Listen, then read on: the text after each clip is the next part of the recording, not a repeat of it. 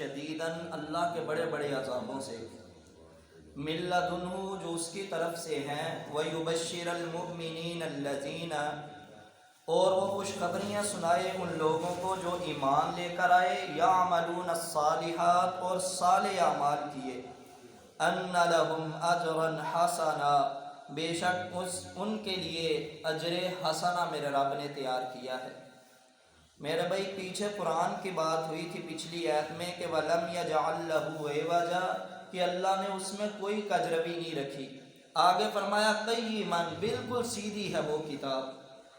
جب ہم نماز پڑھتے ہیں نا، نماز کی ہر رکعت میں سورۃ فاتحہ پڑھتے ہیں اور اللہ سے یہ دعا مانگتے ہیں اہدنا الصراط المستقیم، اللہ کی تعریفیں کرتے ہیں الحمدللہ، میرا رب پوری توجہ فرما لیتا ہے کہ فرشتوں دیکھو حامدانی عبدی، میرا بندہ میری تعریف کر رہا ہے، الرحمن الرحیم، اللہ تو بڑا مہربان نہایت رحم والا۔ اللہ فرماتے ہیں واسنا علی عبدی، میرے بندے نے میری ثنا بھی بیان کر دی، مالک یوم الدین، اللہ تو مالک ہے قیامت کے دن کا، اتنا بڑے دن کا تو اکیلا مالک ہے، ساری مخلوق تیرے سامنے ذلیل ہو کر حاضر ہو جائے گی۔ تو بندہ اللہ فرماتے ہیں مجدنی عبدی، اے فرشتوں دیکھو میرے بندے نے میری کبریائی بھی بیان فرما دی۔ پھر بندہ کہتا ہے ایاک نعبد و ایاک نستعین، اللہ یہ عہد ہے میرا، یہ وعدہ ہے میرا، تیرے سوا کسی کی عبادت نہیں کروں گا اور مدد صرف تجھ ہی سے مانگوں گا۔ تو میرا رب نا پھر کیا ارشاد فرماتا ہے، اللہ رب العالمین فرماتے ہیں میرے بندے مانگ کیا مانگتا ہے؟ بندہ کہتا ہے اہدنا الصراط المستقیم، اللہ ہمیں سیدھی راہ دکھا دے۔ تو یہ قرآن وہ معیار ہے جو انسان کو سیدھی راہ پر رکھتا ہے۔ اللہ رب العالمین فرماتے ہیں قیما، یہ بالکل سیدھی ہے۔ بعض نا قیم مہیمن ان کے معنی میں بھی عربی میں استعمال ہوتا ہے بطور نگران کے۔ تو نگران کس لیے اللہ نے قرآن کو فرمایا؟ اس لیے، اور یہ صفت باقاعدہ قرآن میں بھی اللہ نے سورۃ غافر کے اندر مومن جس کا دوسرا نام ہے اس میں اللہ نے بیان فرمائی ہے قرآن کی۔ مہیمن بطور نگران بھی کہا جاتا ہے، یعنی قرآن بطور نگران بھی ہے پچھلی کتابوں پر۔ وہ کیسے؟ تورات، زبور، انجیل ہیں، ابھی موجود ہیں، لیکن ان کے وہ مسئلے لیے جائیں گے جن کی تصدیق قرآن کر دے، وہ مانا جائے گا کہ اللہ کی طرف سے نازل ہوئے ہیں، اور جن میں تحریفات ہو گئی انہیں اپنے ہاتھوں سے لکھ دیا گیا، قرآن ان کی تکذیب کر دے گا۔ نبی علیہ السلام کے پاس نا ایک یہودی آ گیا، آ کر کہنے لگا اللہ کے رسول صلی اللہ علیہ وسلم یہ میرے ساتھ نوجوان ایک ساتھی ہے، لیکن آپ نے فیصلہ ایسے کرنا ہے جیسے ہماری کتاب میں موجود ہے، ہماری کتاب سے آپ نے باہر نہیں جانا۔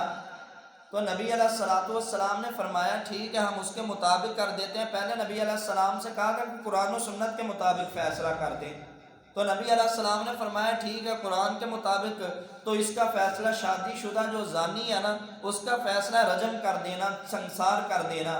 تو پھر کہنے لگا ہماری کتاب تورات کے مطابق فیصلہ کر دیں، تو آپ ہمارے مدرسے میں تشریف لے کر آئیں۔ نبی علیہ السلام چند صحابہ کے ساتھ چلے گئے، تو آقا علیہ السلام کو بیٹھنے کے لیے انہوں نے تکیہ پیش کیا کہ آپ تکیے پر بیٹھ جائیں۔ تو نبی علیہ السلام نے وہ تورات کا نسخہ لیا، ادب کرنا سکھایا، خود نیچے بیٹھے تورات کے اس نسخے کو تکیے پر رکھا۔ تو پھر نبی علیہ السلام نے نا فرمایا وہ جو حدود اللہ کا بیان ہے وہ نکالو۔ تو انہوں نے نا کیا کیا، جہاں پر یہ حد لگتی تھی نا کہ زانی کی سزا رجم ہی ہے، اس نے وہاں پر ہاتھ رکھا، پیچھے سے بھی پڑھ دیا آگے سے بھی پڑھ دیا۔ اور آج جو مشرکین ہیں یا مبتدئین ہیں بدعتی لوگ، وہ بھی کیا کرتے ہیں، قرآن کو آگے سے پڑھیں گے پیچھے سے پڑھیں گے، وہ قرآن کی جو وہ آیت ہے نا اس کا صرف تھوڑا سا ٹکڑا یہ جس سے وہ مسئلہ حل ہوگا اسے پڑھ دیں گے، آگے پیچھے چھوڑ دیں گے، یا آگے پیچھے سے تھوڑا سا بتا دیں گے، اس مین ٹکڑے کو چھوڑ دیا جائے گا۔ قرآن تو اللہ فرماتے ہیں اس کی صفت بہت بڑی اللہ نے بیان فرمائی ہے قیماً، یہ بالکل سیدھی ہے، اور جو اس پر عمل کر لے اللہ تو اسے بھی سیدھے راستوں پر چلا دیتا ہے۔ اللہ کے نبی صلی اللہ علیہ وسلم نے جب فرمایا کہ پڑھو، پیچھے سے پڑھا آگے سے پڑھا، وہ ٹکڑا چھوڑ دیا. ساتھ ہی حضرت عبداللہ بن سلام بھی تھے جو یہودیوں کے پہلے عالم رہ چکے گئے تھے. ان کا باپ بھی عالم تھا، دادا بھی عالم تھا. اور جب یہ مسلمان ہوئے ایک دن آ رہے تھے مسجد میں، نبی علیہ السلام نے صحابہ سے فرمایا تمہیں کوئی جنتی انسان نہ دکھا دوں؟ صحیح مسلم کی روایت ہے. صحابہ نے کہا اللہ کے رسول آنکھیں ٹھنڈی ہو جائیں گے اگر آپ جنتی انسان دکھا دیں. فرمایا یہ ابھی جو مسجد میں داخل ہوگا یہ جبریل میرے پاس آئے ہیں کہ اگر کسی نے کوئی جنتی انسان دیکھنا ہے تو مسجد میں داخل ہونے والے کو دیکھ لے. صحابہ نے گردنیں گھمائی، دیکھا کون داخل ہو رہا ہے. دیکھا تو وہ سیدنا عبداللہ بن سلام رضی اللہ تعالیٰ عنہ تھے. میرے بھائیو یہ ان کا ایک مقام ہے، مرتبہ ہے، فضیلت کہ لسان نبوت سے جنت کی بشارت ملی. تو آئے وہ آ کر کہنے لگے اللہ کے رسول یہ خیانت کر رہا ہے. نبی علیہ السلام نے فرمایا کیا خیانت ہے؟ کہ اللہ کے رسول اس نے پیچھے سے پڑھا، اس نے یوں ہاتھ رکھا ہے اس ایت پر اور آگے سے پڑھ دیا، آپ کو محسوس نہیں ہونے دیا. نبی علیہ السلام نے ہاتھ ہٹوایا، فرمایا عبداللہ آپ پڑھو. عبداللہ رضی اللہ تعالیٰ عنہ نے پڑھا تو وہ رجم کی آیت تھی. نبی علیہ السلام نے فوراً فرمایا اس پر حد نافذ کر دی جائے. پتھر مار مار کر رجم کر دیا گیا تھا. یہ کتاب نگران ہے پہلی کتابوں پر بھی. اگر آپ کسی تورات، انجیل، زبور کے ٹکڑے کو پڑھ رہے ہیں آپ کو پتہ چل جائے گا. یہ قرآن بھی اگر آپ نے پڑھا ہوا ہے، اللہ ہمیں سمجھنے کی توفیق عطا فرمائے. یہ قرآن کی سمجھ ہے نا، ترجمہ آپ نے پڑھا ہوا ہے، فوراً پتہ چل جائے گا کہ یہ تورات کا جو ٹکڑا ہے یہ آسمان سے اترا ہوا ہے، کیونکہ اس کی تصدیق قرآن بھی کر رہا ہے. یہ انہوں نے اپنے ہاتھ سے لکھ لیا ہے. ایسی بات کیسے ایک انبیاء جیسے نعوذ باللہ من ذالک. تورات کے اندر ایک عبارت انہوں نے لکھی ہوئی ہے کہ عیسیٰ علیہ السلام کے سر کی مالش زانیہ عورتیں کیا کرتی تھی، آپ ان کا ناچ دیکھا کرتے تھے. نعوذ باللہ من ذالک. ایک انبیاء، ایک نبی سے، اور نبی بھی وہ رسول جو بھی پیدا ہوا ہے اسی دن، ابھی 2 دن کا بچہ ہے، اس نے بول کر بتا دیا لوگوں کو. جب لوگوں نے اس کی ماں کی طرف انگلیاں اٹھائی نا، بول کر وہ بتاتا ہے لوگوں میری ماں پاک ہے اور میں بھی پاک ہوں، اللہ نے مجھے نبی بنا دیا ہے. وہ 2 دن کا بچہ بول کر اپنی نبوت کی تصدیق کرواتا ہے لوگوں سے. تو یہ الزام ہے. جب قرآن پڑھیں گے نا تو قرآن نے یہ فضیلت عیسیٰ علیہ السلام کے بیان فرمائی، دیگر فضیلتیں بیان فرمائی، بلکہ اللہ فرماتے ہیں یوم ولدت و یوم یموت یبعث حیا. جس دن عیسیٰ پیدا ہوا وہ دن بھی بڑا مبارک تھا، جس دن فوت ہوا وہ دن بھی بڑا مبارک، جس دن اٹھے گا دوبارہ وہ دن بھی بڑا مبارک ہے. وہ تو اتنا عظیم انسان ہے کہ اللہ اس کے ولادت، وفات اور دوبارہ اٹھنے کے دن کو مبارک دن کہیں، اور یہ اس پر الزام لگائیں. فوراً قرآن پڑھنے والے کو پتہ چل جائے گا کہ یہ کئی من سے ہٹ گئی ہے بات. لہٰذا یہ ان پادریوں نے اپنے ہاتھوں سے لکھی ہے. کہتے ہیں داؤد علیہ السلام نعوذ باللہ شراب پیا کرتے تھے اور پھر نشے میں انہیں پتہ نہیں چلتا تھا. نعوذ باللہ اپنے ایک جرنیل کو قتل کروا کر اس کی بیوی سے شادی کر لی. جبکہ قرآن کیا کہتا ہے حضرت داؤد علیہ السلام کے بارے میں؟ قرآن کہتا ہے ہم نے داؤد علیہ السلام کو بھی، سلیمان علیہ السلام کو بھی حکمتوں سے نوازا، اور داؤد کو ہم نے ایسی کتاب عطا کی. جب داؤد علیہ السلام اس کتاب کو پڑھتے تو اللہ نے اتنا اثر زبان میں رکھا تھا، پہاڑ وجد میں آ جاتے، چلتے ہوئے پرندے ساکت ہو جاتے. اور نبی علیہ السلام صحیح بخاری کے اندر روایت ہے کہ پانی چلتا ہوا ٹھہر کر داؤد علیہ السلام کے ساتھ تسبیح بیان کیا کرتا تھا. اتنا اثر. آج کسی کی آواز اچھی ہونا ہم کہتے ہیں اسے اللہ نے لحن داؤدی عطا فرمایا ہے. مطلب کیا کہ اس کی آواز میں اتنی تڑپ اور کشش ہے جیسے سیدنا داؤد کی آواز میں تھی. قرآن یہ کہتا ہے، حدیث یہ کہتی ہے. جب ہم نے تورات پڑھا داؤد علیہ السلام پر الزام لگا، قرآن نے کہا قیمن، ٹھہر جاؤ، میں مہیمن بھی ہوں، میں نگران بھی ہوں. لہٰذا یہ جھوٹ بولا ہے. ان پادریوں نے، وڈیروں نے اپنے ہاتھوں سے لکھ دیا ہے داؤد بھی پاک ہے، سلیمان علیہ السلام بھی پاک ہے. یہ ہے قیمن. تیسرا اس کا معنی قیمن کا پہلا معنی ہے سیدھا راستہ بتاتا ہے جو قرآن پر عمل کرتا ہے، اہدنا الصراط المستقیم۔ دوسرا معنی قیما کا مہیمنا، یہ نگران ہے پہلی کتابوں پر بھی، ان کی عبارتوں کا پتہ چل جاتا ہے اہل علم کو، یا جو لوگ عامی بھی ہیں قرآن کو سمجھنے والے ہیں انہیں پتہ چل جاتا ہے یہ اللہ کی طرف سے حکم نازلہ ہوا ہے اور یہ انہوں نے اپنی طرف سے لکھ دیا ہے۔ تیسرا معنی قیما کا تیسرا معنی میرے بھائیو یہ ہے قیما لینذر بأسا شدیدا من لدنہ۔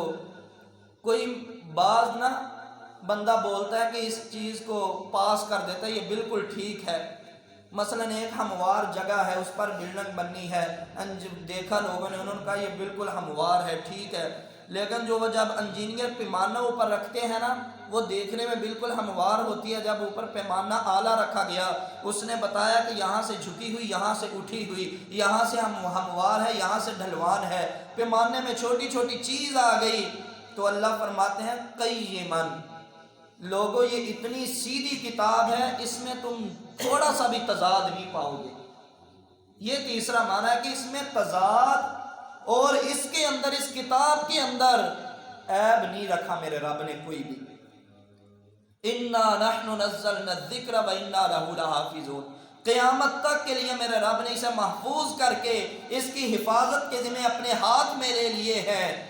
وہ میں نے پہلے بھی ایک دن واقعہ سنایا تھا جب 1857 کے اندر انگریز نے حملہ کیا اور یہ مشن انہوں نے دیا اپنی فوج کو پورے مدارس و مساجد سے قرآن ختم کر دیے جائیں، جب لوگوں کے پاس یہ کتاب نہیں رہے گی مجبور ہو جائیں گے ہمارے پیچھے چلنے کے لیے، ہماری تقلید کرنے کے لیے، وہ آئے مدارس میں سے قرآن اٹھائے، مساجد میں سے قرآن اٹھائے، فوجیں گھر گھر میں پہنچی، خراسان، افغانستان اور دیگر علاقوں سے قرآن جب ضبط ہونا شروع ہوئے، انگریز جرنیل کے سامنے ایک 7 سال کا بچہ کھڑا ہو گیا، کہنے لگا ہے جرنیل تم مساجد سے قرآن اٹھا لے گا، مدارس سے قرآن اٹھا لے گا، گھروں سے قرآن اٹھا لے گا، لیکن جو قرآن ہمارے دلوں میں لکھا ہوا ہے اسے کیسے اٹھا پائے گا؟ میرے بھائی یہ قرآن قیماً اس طرح بھی سیدھا ہے کہ قیامت تک کے لیے اللہ نے اس کی گارنٹی لی ہے، کوئی تضاد اس میں نہیں آنے پائے گا اور اللہ اسے محفوظ رکھے گا۔ لِيُنذِرَ بَأْسًا شَدِيدًا مِّن لَدُنْ، اللہ فرماتے ہیں اس قرآن کے ذریعے نبی کو ہم نے یہ مشن دیا کہ وہ لوگوں کو ڈرائے، نبی ڈراتا اس قرآن کے ذریعے، مِّن لَدُنْهُ، جو یہ قرآن ہے نا یہ اللہ کی طرف سے نازل ہوا ہے اور یہ جو بڑے بڑے عذابوں سے ڈرا رہا ہے وہ بھی میرے رب کی طرف سے ہی آنے ہیں۔ تو میرے بھائیوں جب ابو جہل غزوہ بدر ہوا نا، ابو جہل، عتبہ، شیبہ، ولید، عقبہ بن ابی معیط اور دیگر کافر جب پڑے ہوئے تھے قتل ہو کر، صحابہ نے ٹانگوں سے پکڑ کر ایک کنویں کے اندر پھینک دیے، نبی علیہ السلام نے کنویں کی منڈیر پر کنارے پر کھڑے ہو کر فرمایا تھا کیا میں نے تم سے نہیں کہا تھا ان عذابوں کا وعدہ میرے رب نے جو کیا تھا آج وہ پورا نہیں ہو گیا؟ حضرت عمر رضی اللہ تعالیٰ عنہ نے فرمایا اللہ کے رسول یہ تو مر چکے ہیں، یہ کیسے سنیں گے؟ تو نبی علیہ السلام نے فرمایا قسم ہے مجھے اس ذات کی جس کے ہاتھ میں میری جان ہے، عمر اب یہ میری بات کو ایسے سن رہے ہیں اتنا کلیئر شاید آپ ہی نہیں سن رہے جتنی یہ میری آواز کو صاف سن رہے ہیں۔ عذاب اللہ کے نبی ڈراتے رہیں گے، ایک ایک کے پاس گئے، ابو جہل، عتبہ، شیبہ، ولید بن عتبہ، عتبہ بن ابی معیط، عقبہ بن ابی معیط، یہ سب کے پاس میرے نبی گئے، کسی نے گالیاں دی، کسی نے مذاق اڑایا، کسی نے دیوانہ پاگل مجنون کہا، کسی نے لونڈے پیچھے لگا دیے، کسی نے نبی علیہ السلام کو نماز پڑھتے اوجڑیاں اٹھائی نبی کے کندھوں پر رکھ دی، مذاق کیے طرح طرح کے، نبی علیہ السلام ڈراتے رہے، سمجھاتے رہے لیکن نہیں سمجھے، آج مرے ہیں تو حضرت محمد صلی اللہ علیہ وسلم فرما رہے ہیں انہی عذابوں سے ڈرا رہا تھا۔ میرے بھائی جو بھائی نماز نہیں پڑھتے، جو قرآن سے دور ہیں، یہ سمجھ جائیں کہ اللہ کے عذاب بڑے سخت ہیں۔ نبی علیہ السلام نے فرمایا، جامع ترمذی کی روایت ہے، جو بندہ نماز نہیں نہ پڑھتا، دیکھو کلمہ پڑھا ہے، مسلمانوں کے گھر میں پیدا ہوئے ہیں، نماز چھوڑ دی، تو آقا علیہ السلام فرماتے ہیں جس صف میں فرعون، حامان، قارون کھڑے ہوں گے اللہ بے نماز کو بھی ان کا ساتھی بنا دے گا۔ یہ کوئی تھوڑی سی وعید نہیں ہے، اتنی سخت ہے کہ اللہ کی قسم ایمان والوں کی تو نیندیں اڑ جائیں یہ روایت سن کر، اتنی سخت کہ فرعون اور حامان قارون جو کافر اور ہمیشہ کے لیے جہنمی، اللہ بے نماز کو بھی ان کا ساتھی بنا دے گا۔ مفسرین نے نا، مشارحین نے، جو تشریح کرنے والے حدیثوں کی، انہوں نے کہا اس کی ایک وجہ یہ سمجھ میں آتی ہے، جو بے نماز ہے نا وہ اللہ کے مقابلے میں اپنے آپ کو لے آتا ہے، اپنے نفس کو بٹھاتا ہے، اور وہ بندہ شرک کرتا ہے اپنے آپ کو جب اللہ کے مقابلے میں لے آئے، تو اس سے بڑا اور شرک کیا ہے؟ تو فرعون اور حامان بھی تو اپنے آپ کو ہی لے کر آئے تھے نا مقابلے میں، یا باری تعالیٰ کے اللہ کے مقابلے میں لے کر آئے، انہوں نے کہا ہم خدا ہیں، معبود ہیں، ہمیں مانو، ہمیں سجدہ کرو۔ اب بے نماز کہتا یہ ایسے تو نہیں کہتا مجھے سجدہ کرو، لیکن اللہ کے سجدے کا انکار کر دیتا ہے، اپنی خواہشات کو، اپنے نفس کو اللہ کے مقابلے میں بٹھا دیتا ہے۔ جب بٹھا دیا تو اس پر بھی شرک کا لیبل لگا، یہ بھی ان مشرکین کے ساتھ قیامت والے دن کھڑا ہوگا۔ اور میرے بھائی یہ میری بات نہیں ہے، یہ اس ذات کی بات ہے جس کی زبان سے مکے والے کافروں سے پوچھا کبھی تم نے مجھے کیسا میرا تجربہ کیا؟ سب نے یک زباں ہو کر کہا محمد اللہ کی قسم آپ نے 40 سال ہم نے بتائے ہیں، جھوٹ تو بڑے دور کی بات ہے، کبھی ہم نے آپ کے جھوٹ پر یہ ایسا بھی نہیں سنا کہ کسی نے آپ پر جھوٹ کا الزام ہی لگایا۔ اتنی سچی زبان ہے اس نبی کی۔ انہوں نے فرمایا کہ لوگوں وہ حامان قارون کا ساتھی بن جائے گا۔ وَيُبَشِّرَ الْمُؤْمِنِينَ الَّذِينَ يَعْمَلُونَ الصَّالِحَاتِ، اللہ فرماتے ہیں ایک قرآن کی یہ صفت بھی ہے کہ یہ مومنوں کو خوشخبریاں سناتا ہے۔ نبی علیہ السلام قرآن پڑھتے ہیں، لوگ ایمان لے کر آتے ہیں، آقا علیہ السلام قرآن کے مقامات سے پھر لوگوں کو خوشخبریاں سناتے ہیں۔ عمیر القاری، صحیح بخاری کی روایت ہے، کافر تھا، مسلمانوں کے ریوڑ پاس سے گزرا کرتے، جو مسلمانوں کے چرواہے تھے نا قرآن پڑھتے، اس نے قرآن سن سن کر ہی یاد کر لیا، یہاں تک کہ ہے کافر تھا، قرآن سن کر یاد کیا، قاری کے نام سے مشہور ہو گیا۔ اور جب غزوہ احد ہوا، نبی کریم صلی اللہ علیہ وسلم کے صحابہ لڑ رہے ہیں، یہ بھی آیا کھجوریں کھاتا ہوا، کہنے لگا اللہ کے رسول صلی اللہ علیہ وسلم پہلے جنگ لڑوں یا پہلے کلمہ پڑھ لوں؟ نبی علیہ السلام نے فرمایا کلمہ پڑھ لے۔ کلمہ پڑھا، کہنے لگا اللہ کے رسول اگر میں جنگ میں مارا گیا، قتل ہو گیا، انعام کیا ملے گا؟ نبی علیہ السلام نے فرمایا اگر تو قتل ہو گیا اللہ تجھے جنتوں کا مالک بنا دے گا۔ اس نے کھجوریں وہیں پر پھینک دیں، کہنے لگا پھر ان کھجوروں کی ضرورت نہیں۔ لڑا، جب نبی علیہ السلام نے مقتولین دیکھے، 70 شہید ہو چکے ہیں، ایک لاش دیکھی وہ عمیر القاری کی تھی، نبی علیہ السلام پاس کھڑے ہیں، فرمایا لوگو کسی نے جنتی انسان کو دیکھنا ہے عمیر القاری کو دیکھ لو، ابھی آیا کلمہ پڑھا، کوئی اور عمل نہیں کیا، اللہ کی جنتوں کا مالک بن گیا ہے۔ عمل بڑا قلیل ہے، اجر بڑا کثیر لے گیا، عمل تھوڑا سا، اجر بہت بڑا، جنت الفردوس کا مالک بن گیا۔ ایک اور صحابی آیا، نبی علیہ السلام مسجد میں بیٹھے، آ کر کہنے لگا لوگوں محمد صلی اللہ علیہ وسلم کون؟ صحابہ بڑا ادب کرتے تھے نبی کا، فرمانے لگے جو سب سے زیادہ خوبصورت چہرے والے ہیں وہ محمد الرسول اللہ صلی اللہ علیہ وسلم ہیں۔ دیکھا یہ ہیں، نبی علیہ السلام کے پاس آیا، کیا تعلیم لے کر آئے ہو؟ کیا تم اس بات پر قسم اٹھا سکتے ہو کہ میں اللہ کا سچا رسول ہوں؟ نبی علیہ السلام نے قسم اٹھا دی کہ ہاں میں اللہ کا سچا رسول ہوں۔ کیا تعلیم ہے آپ کی؟ نبی علیہ السلام نے بتایا 5 نمازیں پڑھنی ہیں، اس کے علاوہ نفلی پڑھ لو تو وہ علیحدہ ہے، 5 فرض ہیں۔ کہنے لگا اللہ قسم یہ مجھ سے کبھی بھی نہیں چھوٹیں گے، رمضان کے روزے رکھنے ہیں، نفلی رکھتے رہو تو یہ علیحدہ ان کا اجر ملے گا، فرض اللہ نے 1 ماہ کے کیے ہیں۔ تیسرے نمبر پر نبی علیہ السلام نے زکوٰۃ کا بتایا، حج کا بتایا، اور شہادتین جو پڑھ کر اسے مسلمان کیا۔ تو جب جا رہا ہے قسم اٹھا رہا ہے کہ اللہ کی قسم نہ اس میں کمی کروں گا نہ زیادتی کروں گا، بس یہی کچھ کروں گا۔ اونٹنی پر بیٹھا، نظروں کے سامنے نبی علیہ السلام کے جا رہا ہے، اونٹنی نا پاؤں اس کا تھڑکا اوپر سے گرا ہے، گردن نیچے لگی، فوراً ہی شہید ہو گیا۔ صحابہ دوڑے، اٹھایا، فوت ہو چکا تھا۔ نبی علیہ السلام کے پاس لائے، آقا علیہ السلام نے فرمایا اگر کسی نے جنتی انسان دیکھنا ہے تو اس کو دیکھ لو۔ عمل ابھی کوئی بھی نہیں کیا، صرف آیا مسلمان ہو کر جا رہا ہے، جاتے جاتے کہہ رہا ہے ان اعمال میں نہ کمی کروں گا نہ زیادتی کروں گا۔ تو میرے بھائیوں آج ہم دیکھیں کہ ہم نے تو نہیں اپنے اعمال میں زیادتی کر لی، کوئی ہمارا ایسا دین کا معاملہ ہے جس میں ہم نے کمی زیادتی نہ کی ہو۔ میرے بھائی چاہے وہ فوتگی کا معاملہ ہو، چاہے وہ کوئی شادی بیاہ کا معاملہ ہو، چاہے خوشی کا ہو غمی کا ہو، ہم نے تو اتنی لمبی سات چیزیں ملا لی ہیں کہ عوام پر ویسے ہی مشکل ہو گیا ہے دین پر عمل کرنا۔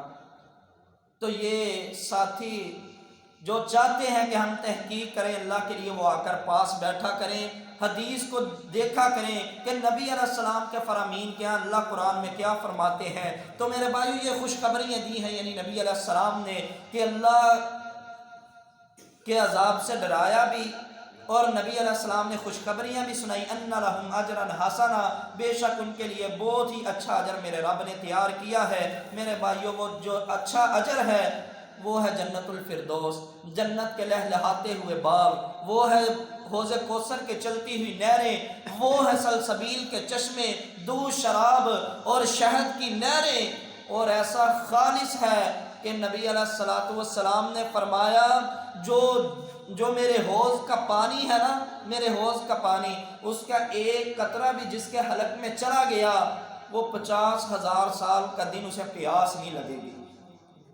اتنی سخت گرمی، اتنا شدت، اور جو سلسبیل اور دودھ اور شراب کی نہریں ہیں، نبی علیہ السلام نے فرمایا بڑی نہریں چل رہی ہیں، جنتی کنارے پر کھڑا ہوگا کہے گا یا باری تعالیٰ میں اس نہر کو اپنے محل میں بھی لے کر جانا چاہتا ہوں۔